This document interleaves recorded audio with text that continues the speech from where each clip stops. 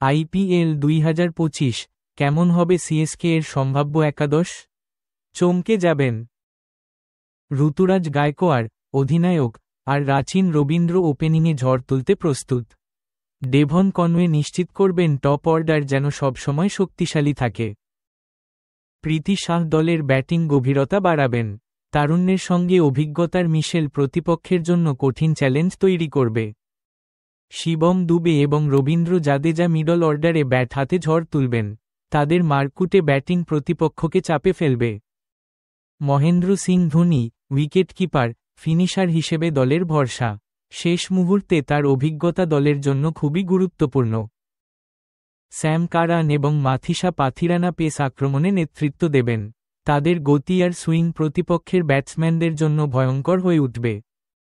খলিল আহমেদ এবং নূর আহমেদ স্পিন আক্রমণে বৈচিত্র্য আনবেন।